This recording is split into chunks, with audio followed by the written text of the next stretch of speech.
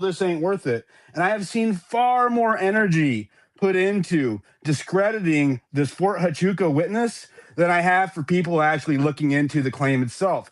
Like Candace said earlier, she actually called people at the base to verify whether or not the events occurred. Was he there at that time? Where did it happen at, etc. But I see all of these people. It's almost like it's coordinated, Yeah. right? All of these people on the same 2 days come out and say, "Oh, don't listen to this guy." They apply labels. Do you know why we apply labels to people? That way you stop listening to them. Oh, what he says doesn't matter anymore because he's an abuser, because he's Right. a fraud, because he's this, because he's that. Right? Yeah. Far more effort into discrediting that witness than there has actually been into validating the information that he's been given. By the way, the That best way to discredit him is to debunk his story. Like, it's like, so I'm like, why don't you focus on this? You can act. Do you hate Mitch? Do you hate who he is as a human being? Do you believe he's a pathological liar? How about proving that something that he told us was a pathological lie? Like, doesn't that just make sense? Like, zero convictions. All of the yeah, people saying that he was a fraudster, that he was an abuser, whatever. I couldn't find one record, criminal record there was of no him being convictions. convicted. Yeah. Is that true? Yeah, You yeah, too, I right? couldn't find it either. They were showing no convictions. It was he said, she said.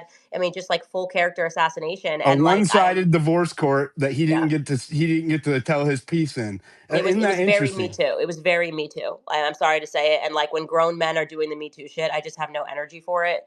I'm just like, all right, guys, like, cool, thumbs up. Like, I'm glad you found like his classmates in middle school or whatever. But like, could you use some of that male energy towards actually, like, if you think he's all of these things, the best thing to do would be like help us prove that he's lying on the thing that we care about, which is the Charlie Kirk assassination, you know? And no one has thus far done that. And he has not changed his story. So I am inclined to follow this, especially because we now know that Erica and Andrew Colvett and Brian Harpole do care enough to offer up, um, some parsed alibis of sorts. But they didn't offer up, they didn't refute being there. This is, I think, is a very important point.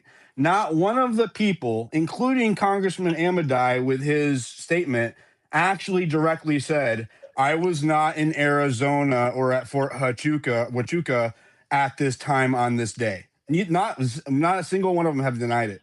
Yeah, and I did. I don't know if you were on earlier when I said that, like, when Mitch first contacted me, he never said Mark Amadei. He gave a description of the man, and he said it was a congressman. And then I gave him, faces, and he was like, "This looks like the guy, like Mark Amadei."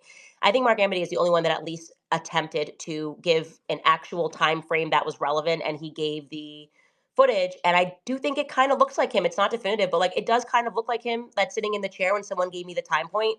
So I do want to be at least